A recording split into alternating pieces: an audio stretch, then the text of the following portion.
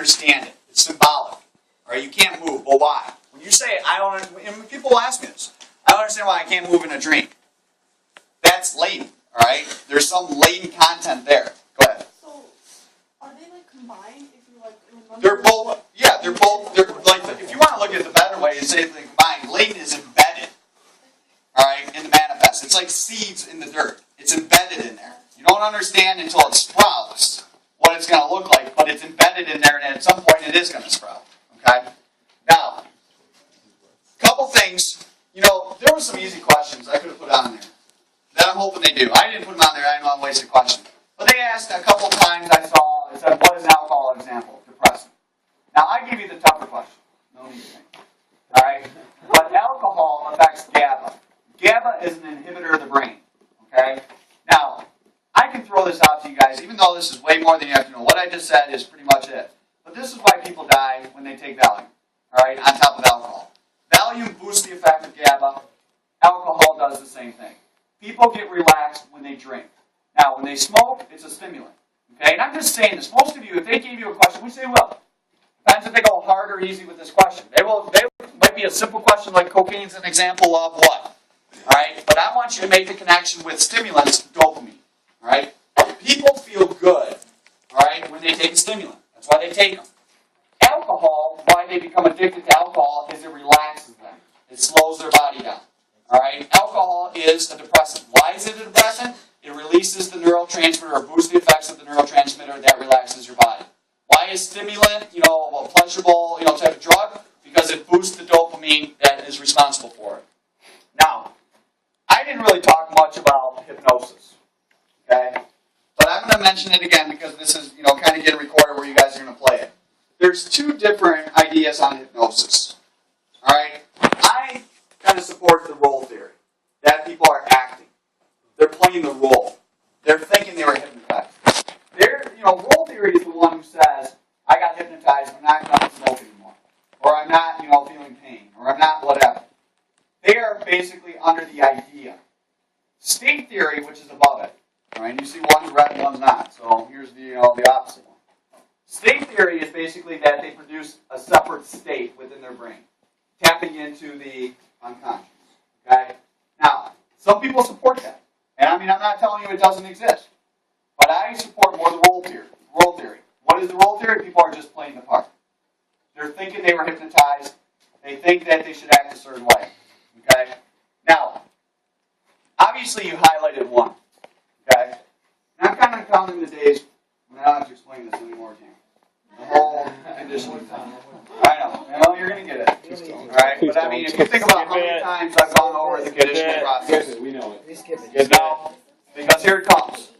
This is self-serving bias. This is playing, why didn't you cover the conditioning? Those were hard questions. I will tell you this. Let me kind of give you directive questions on this that you haven't seen. Let me give you something different. I think you guys know, the CS, the UCS connection, but I'm going to give you the difficult ones that you probably would have to think about. You've got to know this right here, which I haven't really tested you on. You've got to know the UCS, which is your unconditioned stimulus. This is where you see in your outline the timing. It's got to follow the CS or the NS at that point. You cannot put the UCS before the neutral stimulus because it's going to have no effect. Remember, classical conditioning is association learning. They are forming an association. Now, here comes a question very similar to what you'll see tomorrow. Somebody, in terms of cognition, if you ask them, what's the cognitive, what are they thinking during conditioning?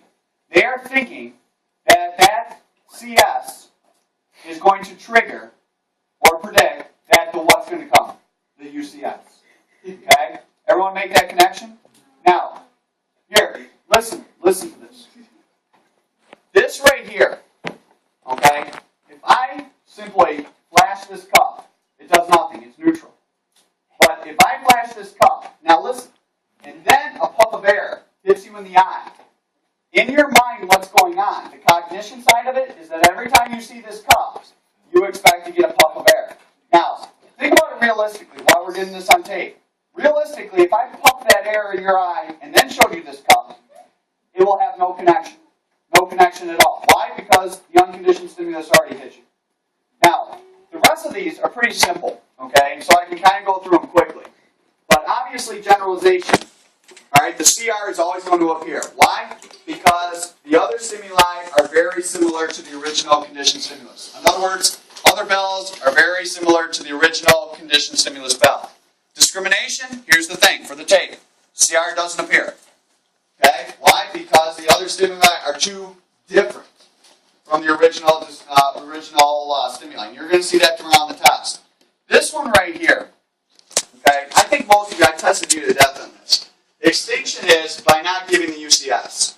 Why does the dog, drool when it hears the cupboard open? It expects to get a UCS. It expects to get a treat. You want to extinguish that? You just get rid of the UCS, and now the dog, his whole association is disrupted. Amida? Discrimination, the bottom line is, the CR, the conditioned response, does not exist because, here's the thing. Go back to my example. If my dog is conditioned to one bell, and I break that bell and I go to the store and buy another bell, and in other words, when I say conditioned, that means that the CR always appeared. He started to, drool every time I rang the bell. But if I ring another bell and the dog doesn't drool, then it's simply too different of a sound. It's not the same. He can discriminate that in his head. Generalization is, generally speaking, they sound the same. The dog can't tell the difference. Okay? Now, remember with spontaneous recovery. Okay? This is recovery of the CR after a period of time, after extinction.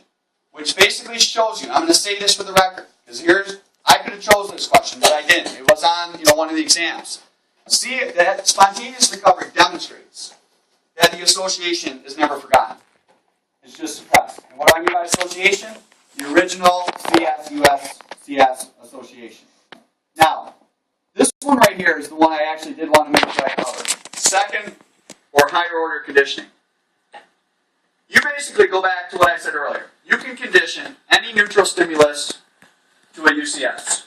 Any bell, whistle to a UCS. Once you do that, once the bell basically triggers a CR, you can now condition other stimuli, second stimuli, to that CS now. So that bell now serves as like a UCS. So I can get my dog now to respond not only to a bell, but to a whistle as well. Okay? I simply, every time I blow the whistle, I ring the bell. It's just the same as every time I rang the bell, the first conditioning, every time I rang the bell, I gave him a treat. Now it's every time I blow the whistle, I ring the bell. It's just one in front of the other. And you can keep going, it could be third, fourth, fifth, sixth, all the way through.